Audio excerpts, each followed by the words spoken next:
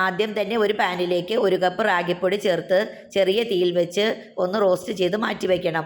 പിന്നീട് 3/4 കപ്പ് വെള്ളം ഒരു പാത്രത്തിലേക്ക് ഒഴിച്ച് പാകത്തിന് ഉപ്പും ചേർത്ത് നല്ലപോലെ തിളച്ച് വരുമ്പോൾ അതിലേക്ക് നേരത്തെ റോസ്റ്റ് ചെയ്ത 1 കപ്പ് റാഗിപ്പൊടി ചേർത്തിട്ട് നന്നായി ഇളക്കി വേവിച്ചെടുക്കണം.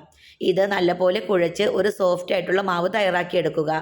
ഇത് വീണ്ടും ചെറിയ ചെറിയ ബോൾസാക്കി ഉരുട്ടിയതിന് ശേഷം പ്രസ്സിൽ വെച്ച് ഒന്ന് പരത്തിയെടുക്കണം. അതിനുശേഷം ഒരു നോൺ സ്റ്റിക്കിൻ്റെ ചട്ടി അടുപ്പത്ത് വെച്ച് നല്ലപോലെ ചൂടായി വരുമ്പോൾ അതിലേക്ക് ഓരോ പത്തിരിയും ചേർത്ത് കൊടുക്കുക. എന്നിട്ട് ഒരു വശം ഒന്ന് ചൂടായി കഴിയുമ്പോൾ വീണ്ടും മറിച്ചിട്ട് കൊടുക്കണം. അതിനുശേഷം ഓരോ പത്തിരിയിലും ഇതേപോലെ ബബിൾസ് വന്ന് തുടങ്ങുമ്പോൾ വീണ്ടും മറിച്ചിട്ട് കൊടുക്കണം. അപ്പോൾ ഇങ്ങനെ എല്ലാ പത്തിരികളും വീർത്ത് വീർത്ത് വരും.